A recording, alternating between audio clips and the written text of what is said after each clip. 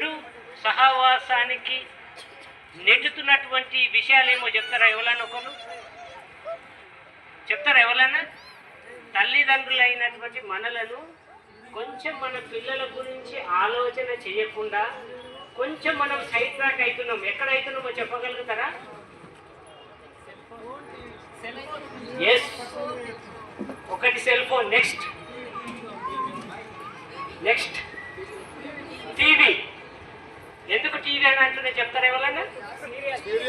Yes, sudden అంటే పిల్లలు correct చదువుకునేటటువంటి సమయంలో వస్తున్నటువంటి సీరియల్స్ టోటల్ కాంగ్రిగేషన్ అంటే మీలాంటి వారి మతులను పోగొడుతున్నాయి. పిల్లలైతే అమ్మ కొంచెం నాకు ఇది చెప్పు అంటే మనం చెప్పలేని స్థితిలో. ఎందుకు?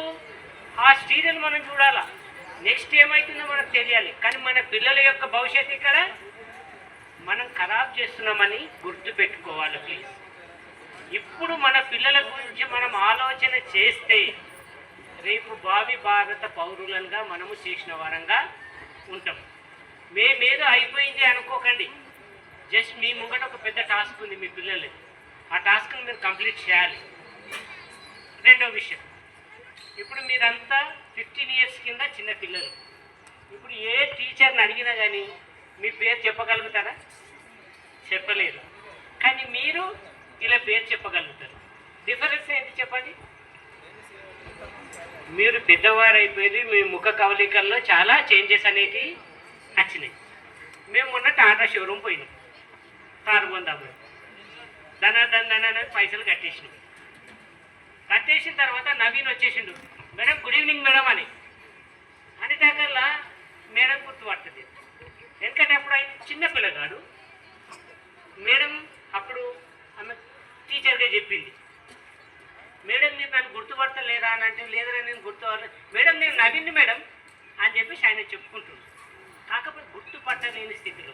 బట్ ఆయన టీచర్ను గుర్తుపట్టి ఆయన ఇచ్చినటువంటి ఆ మేనర్స్, ఆ యొక్క ఆయన ఉన్నటువంటి ఆ స్కిల్ చూసినప్పుడు నేను సర్ప్రైజ్ అయిపోయాను. అంటే ఒక టీచర్కి ఇంతగా రెస్పెక్ట్ చేస్తారా పిల్లలు? అంటే ఒక టీచర్ కనిపించినప్పుడు, ఒక విద్యను అందించినటువంటి టీచర్ కనిపించినప్పుడు మీలో ఉన్నటువంటి ప్రవర్తన కావచ్చు, ఆ వెల్ బిహేవియర్ కావచ్చు, అది చూసినప్పుడు నాకు చాలా ఆశ్చర్యం వేసింది. ఎస్, ఒక టీచర్కు ఎవరికి లేని గౌరవం ఈ దినం దొరుకుతుందంటే కారణం ఏంటి? వాళ్ళకు ఉన్నటువంటి జ్ఞానాన్ని మీకు పంచిపెట్టడం. మీరు చదవకపోయినా వాళ్ళు ఇంటికి వచ్చి మదన పడతారు. మీకు తెలుసా ఆ విషయం? అరే వీళ్ళకి ఇంత చెప్తున్నారు, వీళ్ళకి అండర్స్టాండ్ కావట్లేదు, వీళ్ళకి ఏ విధంగా చెప్తే ఎట్లా అండర్స్టాండ్ అవుతుంది అనేటటువంటి ఆలోచనలు చేస్తూ ఉంటారు ఇంటికాడ కూడా. ఒక సందర్భంలో ఆ ఆలోచనలని డిస్టర్బ్ చేయడానికి ప్రయత్నం చేస్తే నా మీద కోపగించినటువంటి దినాలు కూడా ఉన్నాయి. ఎందుకంటే వీళ్ళని విషయం ఏంటంటే వాళ్ళకి ఎప్పుడు సాటిస్ఫాక్షన్ ఉంటుంది అని అంటే, మీకు మంచి అర్థం చేసి మీరు మంచిగా పాస్ అయ్యిందనుకోండి, అందరికంటే తృప్తి పడ్డటువంటి వారు ఎవరంటే మీ తల్లిదండ్రులు పడతారు. ఎందుకంటే వాళ్ళకు నిరక్షరాస్యులు కాబట్టి, వాళ్ళకి అంత తెలియదు కాబట్టి. మీరు పాస్ అయితే అందరికంటే ఎక్కువ సంతోషించేది ఎవరంటే టీచర్. ఎందుకనంటే 100 మందిలో ఒక 90 మంది పాస్ అయ్యారనుకో, వాళ్ళ పాస్ అయిన వాళ్ళని చూసిన తర్వాత వీళ్ళు ఎందుకు పాస్ అయ్యి ఫెయిల్ అయిండు, ఈమె ఎందుకు ఫెయిల్ అయింది, they are searching for the failures. ఎందుకు? వాళ్ళ మీద కూడా వీళ్ళు కాన్సన్ట్రేట్ చెప్పిండ్రు కాబట్టి, వాళ్ళు కొంత వినలేరు కాబట్టి వాళ్ళ మీద విన ఆలోచన సర్లే అనేది ఉంటుంది.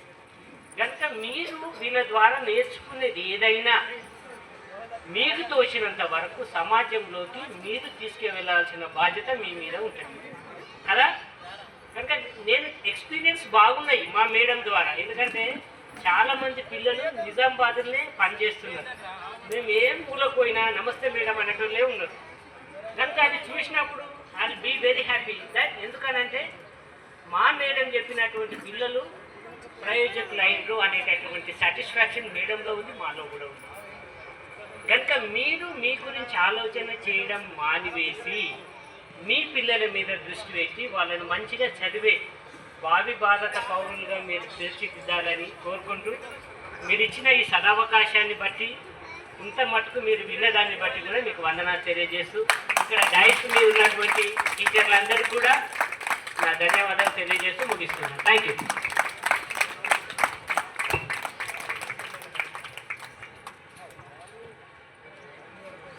వేదిక మీద ఉన్నటువంటి పెద్దలకి మరియు నా ప్రియ శిష్యులందరికీ కూడా గుడ్ ఈవినింగ్ ఎవ్రీబడి.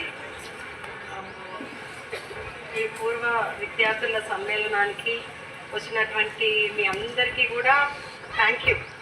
ఎందుకంటే మీ వల్ల మేము కూడా రీయూనియన్ అయినట్టు కదా, మేము కూడా కలుసుకోవడం అంటే నిజామాబాద్లో ఉన్నప్పటికీ కూడా మేము కలుసుకోం, అంటే మీ ద్వారా మేము కూడా కలుసుకుంటున్నాం కాబట్టి. సో చాలా విషయాలు ఉన్నాయి చెప్పడానికి, కానీ టైం చాలా. నాకు గుర్తుకొచ్చిన పేర్లు 4. వారితో రాగిణి వాళ్ళ బ్యాచ్ కదా నన్ను. రాగిణి, అభినయ, ఉదయ్, అరుణ్, ఈ 4 పేర్లు మాత్రమే గుర్తున్నాయి. ప్రవీణ్ తెలుసు. ప్రవీణ్ ఏంటంటే నేను వాడికి కస్టమర్. నా బైక్ రిపేర్ చేస్తుండే శివర్ సార్ నేను నా బైక్ని రిపేరింగ్ ఎప్పుడు పిలిచిన పాపం ఇంటికి వచ్చి తీసుకుపోయి చేసుకొస్తుండే. చిట్ట చివరి సారి ఏమైంది అంటే అది కొంచెం బాగా ప్రాబ్లమ్స్ ఎక్కువైనాయి. నాన్న తీసుకపోరా అంటే వాడు ఎందుకో రాలేదు. దాని ఇంకా వేరే మెకానిక్ ఇయ్యాలి, మా వాచ్మెన్కి ఇచ్చేసిన. అంటే నాకంతా వాడు చేస్తేనే బాగా చేస్తాడు అనే నమ్మకం ఉంటుండే. సో అయితే మేడం 10 సంవత్సరాలు ఇక్కడ చేశారు కాబట్టి మీ మేడంకి కానీ రమాకుమారి మేడంకి, జానాబాయి మేడంకి వాళ్ళకి మీతో అటాచ్మెంట్ ఎక్కువ ఉంది. నేను మీతో కలిసిన 1 సంవత్సరం కాబట్టి నాకు పెద్దగా మెమరీస్ లేవు, మీకు కూడా నాతో పెద్దగా మెమరీస్ లేకుండొచ్చు. మొత్తానికి చాలా సంతోషం. అందరూ వివిధ వృత్తి ఉద్యోగ వ్యాపారాల్లో స్థిరపడ్డారు. అమ్మాయిలు మంచిగా హ్యాపీ హోమ్ మేకర్స్గా ఉన్నారు ఎక్కువ మంది. అయితే సారు మేడం చెప్పింది నేను మళ్ళీ ఒకసారి చెప్తున్నా, దయచేసి మీ పిల్లలకు సెల్ ఫోన్ ఇవ్వకండి, తర్వాత జనరేషన్ని పాడు చేయకండి. వాడు తింటలేడు, ఫోన్ ఇస్తేనే తింటాడు. మాడదు 2 రోజులు మాడకపోతుంది. ఆ అలవాటు మళ్ళీ మీరు చూడకండి, వాళ్ళ ముందర మీరు చూడకండి. ఇంకోటి వాళ్ళు కొంచెం పెరుగుతారు, స్కూల్కి పోతుంటారు. స్కూల్కి పంపిస్తున్నాం కదా మా పని అయిపోయింది టీచర్లు చూసుకుంటారు అనుకోకండి. ఇంటి దగ్గర మీరు చెప్పుకోండి, సార్ ఏం చదువుతున్నారో చూడండి. ఇప్పుడు మీ పేరెంట్స్ ఆ పని చేయకపోవడం వల్లనే మీరు ఇప్పుడు ఇబ్బందులు ఎదుర్కొంటున్నారు. ఆ రోజులలో మీ పేరెంట్స్ అంటే సరే పాపం వాళ్ళు చదువుకోలేదు, లేకపోతే స్కూల్కి పంపిస్తున్నాం కదా వాళ్ళని నేర్చుకుంటారు అనుకుని ఉంటారు. మీరు మాత్రం ఆ పని చేయకండి. తప్పకుండా మీ పిల్లల పైన శ్రద్ధ పెట్టండి. వాళ్ళు ఏం చదువుతున్నారు, ఏం చేస్తున్నారో గమనించండి. ఇప్పుడు ఇందాక అబ్బాయి చెప్పినట్టు ఉదయ్ కదా, ఫస్ట్ ర్యాంక్ సెకండ్ ర్యాంక్ కాదు అది లైఫ్లో. నిన్న పాపం ఒక అమ్మాయి సూసైడ్ చేసుకుని చనిపోయింది.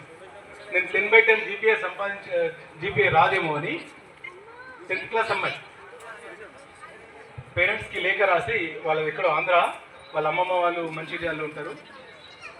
అమ్మమ్మ వాళ్ళ ఇంట్లో ఉండి చదువుకుంటుంది.